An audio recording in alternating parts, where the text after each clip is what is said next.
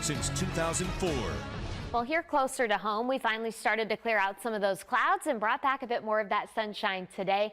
This is going to be the story for us as we go through the day tomorrow. Plenty of sun, just a few clouds around, and really more seasonable temperatures for where we should be in the early parts of April. Temperatures back into the mid and upper 50s for most. Now, the next big thing that I think everybody is probably wondering, how's Monday's forecast looking? And really, when you look at the entire upcoming work week, there's a daily opportunity for rain, but Monday actually looks to be one of our best days, one of our driest days that we're going to have, simply because of the timing of that rain chance as we look ahead towards the start of the work week. So today, high pressure has been in place. It's what's really brought us all the sunshine, and it's what's going to keep this system still off to our west as we go through a good majority of tomorrow. Now, out ahead of it, you'll see some of those high-level clouds starting to mix in, and then eventually we'll get that rain starting to move into our area, and you can certainly see that line of showers and thunderstorms extending from Iowa down through Missouri and out towards the eastern parts of Oklahoma City. So that is what's on the way for us. It's going to provide us with a few of those high-level clouds mid to late afternoon, early evening,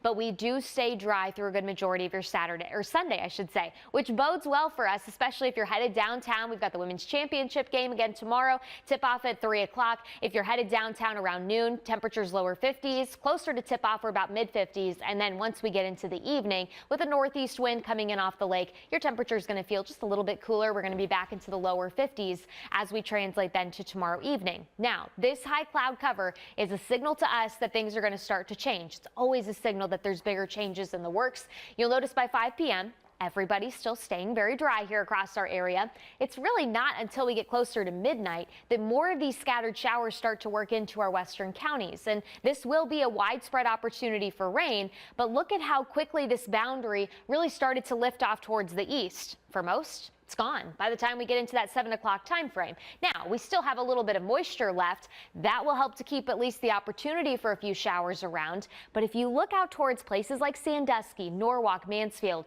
you're starting to see a little bit of that clearing. This is 10 o'clock in the morning. That's the drier air that we're waiting on. And eventually, it's going to work its way off towards the east, and it's going to help to clear a lot of the cloud cover and a lot of that moisture off towards our east, just leaving any remnants of some high clouds, thin cirrus clouds across our area.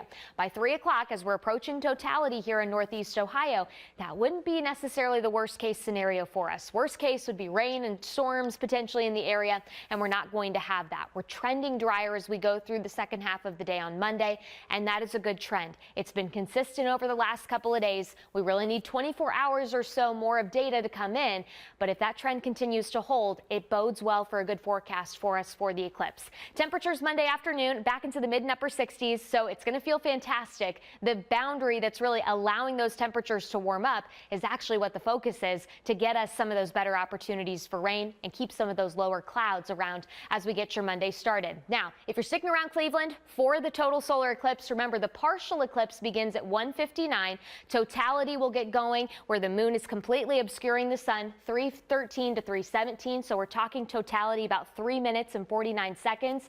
And you see that little white glow there? That's actually the sun's outer atmosphere. That's the corona. And that is the only time that you can actually take those eclipse glasses off and actually view what's going on before you have to put the glasses back on. Partial eclipse will end here in Cleveland about 4:28 p.m. and then everything starts to transition back to more normal conditions for us and what we are going to see through a good majority of the rest of the day. But again, remember, we're really closely watching how this cloud cover forecast is going to go for especially folks that are within that path of totality. So keep checking back in with us as we just watch for that high cloud cover forecast to continue to roll through. Otherwise, we transition past the eclipse and right on to the Guardians home opener against the White Sox. First pitch at 5:10, temperatures into the mid 60s. You're spending those later innings, I should say, back into the mid and upper 50s. And then we are going to see a few more of those clouds returning. And that's what helps to get us that better opportunity for some rain and some storms, and certainly some warmer temperatures on the way for next week as well. But just that more active stretch that we're going to see through the end of the work week, really eyeing the coolest day on Friday, temperatures 50s, and then we are back into the 60s and drying out by next weekend.